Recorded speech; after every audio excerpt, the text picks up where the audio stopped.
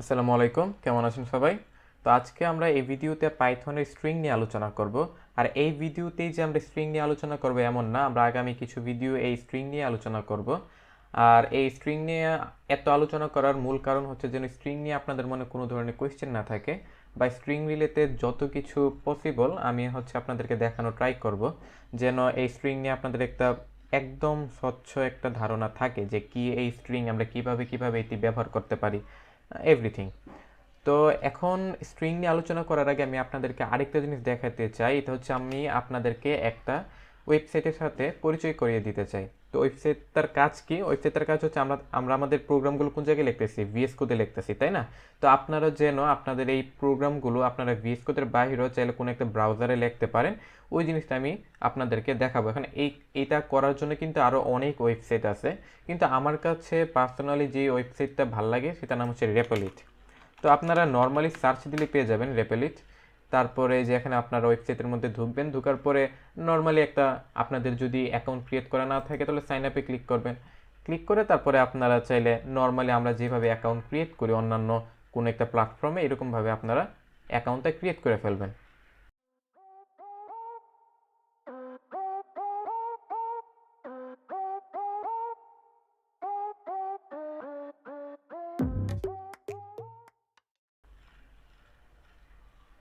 Account create করার পর এরকম হয়তো আপনাদের একটা ইন্টারফেস আসবে।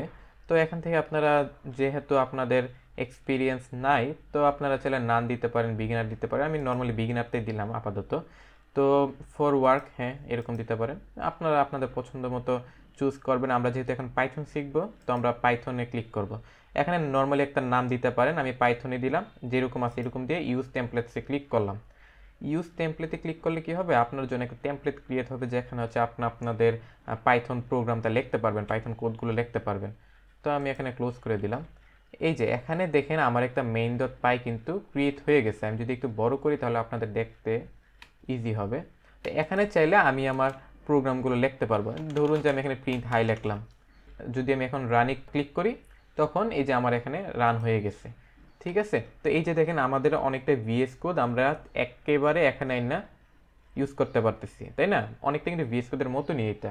তো চাইলে আপনারা র্যাপলিতে ব্যবহার করতে পারেন। তো চলুন এখন স্ট্রিং নিয়ে আলোচনা করি।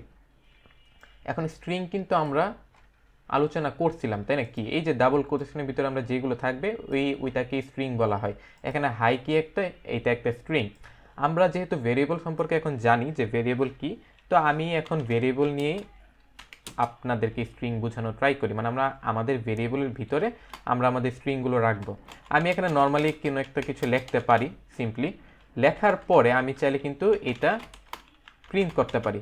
এখন এই যে আমরা এখানে লেখলাম টেক্সট, একটা ভেরিয়েবলের নাম দিলাম টেক্সট, এই ভেরিয়েবলটা কোন ধরনের তথ্য নিজের মধ্যে সংরক্ষণ করতেছে, মানে এটার ডাটা টাইপ কি?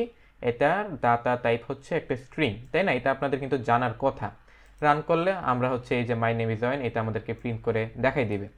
এখন আরেকটা জিনিস হচ্ছে, আমরা কিন্তু এই যে স্ট্রিং তৈরি করার জন্য কি ব্যবহার করি, ভালো করে দেখেন, কোটেশন ব্যবহার করি। কিন্তু এটা কিন্তু ইম্পর্টেন্ট একটা জিনিস, কোটেশন ছাড়া কিন্তু আপনারা স্ট্রিং ক্রিয়েট করতে পারবেন না। যদি স্ট্রিং ক্রিয়েট করতে চান আপনাদেরকে কোটেশন দিতে হবে। আপনারা চাইলে ডাবল কোটেশন ব্যবহার করতে পারেন, আপনারা চাইলে সিঙ্গেল কোটেশন ব্যবহার করতে পারেন। এখন এটা আমরা কেন করবো? আমরা তো এখানে ডাবল কোটেশন, সিঙ্গেল কোটেশন এগুলো আমরা কেন করতেছি? এই যে দেখেন, আচ্ছা আমি আগে সিঙ্গেল কোটেশনটা দেখাই। আমি কিন্তু এই যে এরকমভাবে লিখে যদি রানে ক্লিক করি তাহলে কিন্তু আমার কাজ করতেছে। এখন এই ডাবল কোটেশন আর সিঙ্গেল কোটেশনটা হচ্ছে কি, ইউজারের উপর ডিপেন্ড করে। এক একজন এক একটা ব্যবহার করতে পছন্দ করে। তো আপনি ডাবল কোটেশন ব্যবহার করতে পারেন, সিঙ্গেল কোটেশন ব্যবহার করতে পারেন। কিন্তু কিছু ক্ষেত্রে কিন্তু আবার এটা আমাদের দরকার লাগতে পারে। যেমন ধরুন যে আমার ভিতরে আমার কি লিখতে পারি, ধরুন আমি এরকমভাবে লিখলাম। এখন দেখেন যে এরকমভাবে লিখলাম, তখন আসলে একটা ইরর দিবে আমাকে। কারণ কি জানেন? এই যে ইররটাকে দেখেন, ইরর দিতেছে কেন? এই যে দেখেন আমার এখানে দ্যাটসের ভিতরে আমার কিন্তু একটা সিঙ্গেল কোটেশন প্রয়োজন পড়তে পারে, তাই না? কিন্তু আমি এখন এখানে কোটেশন দিলাম, তারপরে যখন এই যে এখানে যখন একটা কোটেশন দিছি তখন পাইথন ধরে রাখছি যে দ্যাট এটা একটা স্ট্রিং, বাইরে আবার আমি এটা কী লিখলাম ও বুঝবে না। ও যখনই একবার যখন আপনি একটা সিঙ্গেল কোটেশন দিয়ে স্টার্ট করবেন একটা স্ট্রিংকে, তখন যেইখানে যায় পাইথন আবার আরেকটা সিঙ্গেল কোটেশন পাবে, ওইটাকে ওই স্ট্রিংয়ের এন্ড ও ধইরা নিবে। ঠিক আছে, এই কারণে এখানে একটা কোটেশন পাইছে, মনে করছে আচ্ছা এই স্ট্রিংয়ের এন্ড পয়েন্ট হইছে এইটা, এইখানে। তারপর আপনি কি লিখলেন ও দেখবে না, যার কারণে এখন আমরা যেন এখানে ইরর না পাই, তাই আমরা কি করব, এখানে ডাবল কোটেশন ব্যবহার করব, তাহলে আর ইরর আমাকে দিবে না। তাহলে কি খুঁজবে যে আচ্ছা এখানে ডাবল কোটেশনের মাধ্যমে স্ট্রিংতে স্টার্ট করছি, তো এখন এরপরে ও আবার ডাবল কোটেশন পর্যন্ত খুঁজবে যে আবার ডাবল কোটেশন কোন জায়গায় আছে। যখন দেখছে আচ্ছা এখানে আছে, এর মানে এর ভিতরে যত কিছুই আছে সব কিছু একটা স্ট্রিং। এখন রান করলে এটা পারফেক্টলি কাজ করবে। তো ওই ক্ষেত্রে কিন্তু আমাদের এই সিঙ্গেল কোটেশন আর ডাবল কোটেশনটা ম্যাটার করে। এছাড়া নর্মালি আপনারা যেটা ইচ্ছা আপনাদের দেন, কোনো প্রবলেম নাই। এখন আমরা কিন্তু মাল্টি লাইন কমেন্ট শিখছিলাম না, এরকমভাবে কিন্তু আমরা মাল্টি লাইন স্ট্রিংও ক্রিয়েট করতে পারি। এই যে 3টা কোটেশনের ভিতর আমি এখানে যাই লিখবো না কেন, এখন আমি এখানে যাই লিখবো এইতে এখন একটা স্ট্রিং হয়ে যাবে। যেমন আমি লিখতে পারি রহিম, হাউ আর ইউ করিম। এখন আবার করিম বলতেছে I am fine, how are you. আবার রহিম বলতেছে আই এম ফাইন টু। ঠিক আছে, এখন দেখেন আমাদের কিন্তু র্যাপিডলি আমাদেরকে অনেক সুন্দর সাজেশন দিতে পারে। ঠিক আছে, সাজেশনটা পাওয়ার পরে আপনি ট্যাবে ক্লিক করলে তখন এটা হচ্ছে অটো কমপ্লিট হয়ে যাবে আর কি, আপনার আর লিখতে হবে না। এখানে রান করলে দেখবেন কি এই যে এটা কিন্তু আমাদের প্রিন্ট হয়ে গেছে। কারণ কি, এই যে এটা একটা মাল্টি লাইন স্ট্রিং, তাই না? এখানে কিন্তু আমরা ডাবল কোটেশন 3বার ব্যবহার করছি না, আপনারা চাইলে কিন্তু সিঙ্গেল কোটেশনে ব্যবহার করতে পারেন, তাহলেও এটা কাজ করবে। ঠিক আছে, আমি এটা কাট করলাম, করে আমি এখানে পেস্ট করে দিলাম। এই যে এখন কিন্তু এটাও কাজ করবে। তো এটা হচ্ছে আমাদের নর্মালি স্ট্রিংয়ের কাজ। এখন আমরা কিন্তু স্ট্রিং নিয়ে আরেকটা জিনিস করতে পারি বা আরও অনেক কিছুই করতে পারি। চলুন দেখি কি করতে পারি। আমি নর্মালি এখানে একটা টেক্সট লিখলাম, যে আমার নাম লিখলাম। ধরুন যে আমরা ভেরিয়েবলের নাম তো চেঞ্জ করে ফেলি, ধরুন ভেরিয়েবলের নাম দিলাম আমি নেম। এটার মধ্যে কি আছে, আমার ফুল নেম আছে। আমি আমার ফুল নেম লিখলাম এখানে। এখানে আমি কি করতে পারি জানেন, এখানে আমি যা করতে পারি তা হচ্ছে আমি এখানে এই যে ভেরিয়েবলের লেন্থটা বের করতে পারি, নেম দিলাম। এখানে যদি আমি রান করি না, এখানে আমি রান করলাম, তখন আমার কিন্তু আমার এই স্ট্রিংটার লেন্থ বলে দিতেছে। এই যে লেন ফাংশন ব্যবহার করলাম না আমি, এই লেন ফাংশনের কাজ কি, কোনো একটা ভেরিয়েবলের ভিতরে বা এই স্ট্রিংটা, আমরা এখন যেহেতু স্ট্রিং নিয়ে কাজ করতেছি, আপনি নর্মালি স্ট্রিংয়ের চিন্তাই করেন। এই যে লেন ফাংশনের ভিতরে আমি ভেরিয়েবলের নামটা দিলাম, তাই না? তো এই ভেরিয়েবলের নামের জায়গায় কি এসে পড়বে বলুন তো, এই ভেরিয়েবলের নামের জায়গায় এইটা এসে পড়বে। ঠিক আছে, এই যে এরকমভাবে এসে পড়বে, তখন ও এটার লেন্থ বের করা ট্রাই করবে। কত, 18। এখানে 18টা ক্যারেক্টার আছে। তো আপনি একটু ব্রেইনটার মধ্যে একটুখানি চিন্তা করার ট্রাই করেন যে জিনিসটা কীভাবে কাজ করতেছে। আমি যখন এখানে একটা ভেরিয়েবলের নাম দিলাম না, এর মানে হচ্ছে এই যে ভেরিয়েবলের মধ্যে যা আছে সিম্পলি ওই আমরা যখন রানে ক্লিক করব তখন এই ভেরিয়েবলের জায়গায় এই যে এই জিনিসটা এসে পড়বে, এই ডাটাটা এসে পড়বে। ঠিক আছে, এই জিনিসটা কিন্তু আপনি মনে রাখবেন বা মাথায় রাখবেন। তো লেন ফাংশনের কাজ কি, লেন ফাংশনের মাধ্যমে আমরা চাইলে কোনো একটি স্ট্রিংয়ের লেন্থ বের করতে পারি, যে ওই স্ট্রিংটার সাইজ কত। এখন এইটা যত বড়ই হোক না কেন, আমরা যদি এখানে মাল্টি লাইন স্ট্রিংও ব্যবহার করি না, আমরা মাল্টি লাইন স্ট্রিং ব্যবহার করলাম। এখন মাল্টি লাইন স্ট্রিংয়ের ক্ষেত্রেও কিন্তু এটা আমাকে সিম্পলি বলে দিতে পারবে যে এটা লেন্থ কত। যেমন কি বললাম, how are you, I am fine, who are you, I don't know. আমি লিখলাম, তাই না? লিখলাম। এখন যদি রান ক্লিক করি না, তখনও কিন্তু আমাকে এটা লেন্থ বলে দিবে যে 50। এর মানে কি এখানে 50টা ক্যারেক্টার আছে। তো এইভাবেও আমরা চাইলে কোনো একটা স্ট্রিংয়ের লেন্থ বের করতে পারি। তো স্ট্রিং নিয়ে এই ভিডিওতে ধরুন আরও 1-2টা জিনিস আপনাদেরকে দেখাই।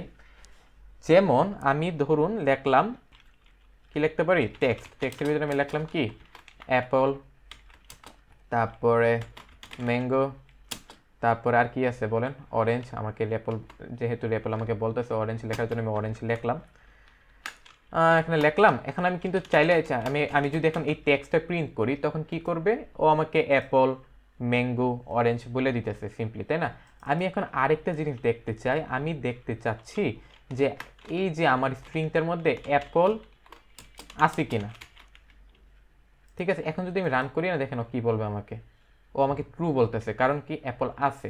ট্রু মানে কি, এই যে বুলিয়ান ভ্যালু, এখন একটু বুলিয়ান, আচ্ছা এখন আপনি বুলিয়ান ভ্যালু চিন্তা করার দরকার নেই, আপনি সিম্পলি ট্রু মানে কি সত্যি। পাইথন, আমি বলতেছি কি, পাইথন দেখো তো এই যে অ্যাপল যে টেক্সট, মানে অ্যাপল, এটা কি এই টেক্সট ভেরিয়েবলের মধ্যে আছে কিনা। ও তখন কি বলতেছে, ট্রু মানে আছে, সত্যি। ঠিক আছে, যদি আমি এখানে অন্য কিছু দিই, ধরুন আমি এখানে দিলাম, কি দিতে পারি, আমি ফলের নামই দিলাম না, আমি আমার নাম দিলাম ধরুন। এখন যদি আমি রানে ক্লিক করি, তখন আমাকে ফলস বলবে যে না ভাই নাই। ঠিক আছে, আমি কি বলছি যে অয়ন এই যে স্ট্রিংটা বা এই অংশটা এইটা কি টেক্সটের মধ্যে আছে কিনা, যে ইন এটা কিন্তু একটা পাইথনের কিওয়ার্ড। ওকে আমি কি বলতেছি যে অয়ন এই স্ট্রিংটা কি টেক্সটের ভিতরে আছে কিনা, অয়ন ইন টেক্সট। তখনও আমাকে কি বলতেছে, আমাকে ফলস বলতেছে যে ভাই নাই। ঠিক আছে, এখন আমি চাইলে এখানে যদি ম্যাঙ্গো দিই, এখন রান ক্লিক করলে ও আমাকে বলবে যে ট্রু। কিন্তু এখানে একটা জিনিস আপনারা দেখেন, আমি যদি এখানে এখানে এম কি বড় হাতে দিছি না, আর এখানে কি এম ছোট হাতে দিছি, তখনও আমাকে ফলস বলবে, কারণ এটা কেস সেন্সিটিভ। ও হচ্ছে একদম প্রপারলি দেখবে যে এইটুকুই আছে কিনা। ঠিক আছে, তো এখানে কিন্তু আপনার এখানে উপরে আপনার ভেরিয়েবলের ভিতরে যে স্ট্রিংটা আছে ওইটার মধ্যে আপনারা যেভাবে লিখছেন আপনাকে এখানে ওইভাবেই লিখতে হবে, না হলে কিন্তু কাজ করবে না। এখানে উল্টা আরেকটা জিনিস আছে, এটা হচ্ছে নট ইন। মানে কি, আমি বলতেছি ম্যাঙ্গো এই টেক্সটের ভিতরে নাই, তখন আমাকে কি বলবে, ও আমাকে ফলস বলবে। কারণ কি, কারণ ম্যাঙ্গো তো আছে। আমি এখানে বলতেছি কি ম্যাঙ্গো টেক্সটের ভিতরে নাই, হ্যাঁ এটা কি সত্যি, সত্যি না, এটা মিথ্যা, এই জন্য আমাকে ফলস বলতেছে। আমি যদি লিখি যে অয়ন টেক্সটের ভিতরে নাই, তখনও ও বলবে হ্যাঁ ভাই তো সত্যি, অয়ন আসলে এই ভেরিয়েবল বা এই স্ট্রিংটার ভিতরে নাই, অয়ন এই স্ট্রিং এর ভিতরে নাই, এটা কি সত্যি, যার কারণে এখানে ও আমাকে ট্রু রিটার্ন করতেছে। আমি এখানে সিম্পলি কি বলতেছি, অয়ন টেক্সটের ভিতরে নাই, নট ইন টেক্সট। ঠিক আছে, এই জিনিসটা আমি বারবার বলতেছি যেন আপনাদের এই জিনিসটা সম্পর্কে কোনো ধরনের কনফিউশন না থাকে, আপনারা যেন ভালোভাবে বুঝতে পারেন। ঠিক আছে, কারণ প্রথম প্রথম অনেকে এই জিনিসটা বুঝে না বা একটুখানি কমপ্লিকেটিভ লাগে, তো কমপ্লিকেটিভ চিন্তা করার কিছু নেই, একদম ইজি। যখন আমি ইন বলবো তখন আমি বলতেছি যে এই যে স্ট্রিংটা এটা এই টেক্সটের ভিতরে আছে। এখন পাইথনটা যখন আপনি বলবেন না, পাইথন চেক করবে আচ্ছা এটা কি আসলে আসে কিনা, তখন ও যখন চেক করবে যে অয়ান আছে কিনা এই স্ট্রিং এর ভিতরে, তখন ও দেখবে যে নাই, তখন ও ফলস রিটার্ন করবে। আবার যখন আমি এখানে নট ইন লিখবো, নট ইন মানে আমি বলতেছি অয়ন নাই, তখন ও বলবে আচ্ছা তুমি তো বলছো এখানে নাই, তো আমি দেখি যে আসলে এটা কি আছে কি নাই, তখন ও দেখবে কি নাই। আমিও বলছি নাই, পাইথনে চেক করে দেখলো নাই, এর মানে ট্রু রিটার্ন করবে। তো এই চাইলে আপনারা এই ইন বা নট ইন ব্যবহার করতে পারেন, এটার ইউজ অনেক, আমরা ফিউচারে কিন্তু এটা অনেক ব্যবহার করব, তো এই জিনিসটা সম্পর্কে আপনার ভালো একটা ধারণা থাকা দরকার। তো স্ট্রিং এর এই প্রথম পার্টে এইটুকুই, এর পরবর্তী ভিডিওতে আমরা স্ট্রিং নিয়ে আরো অনেক কিছু দেখব। তার আগ পর্যন্ত ভালো থাকবেন, আসসালামু আলাইকুম।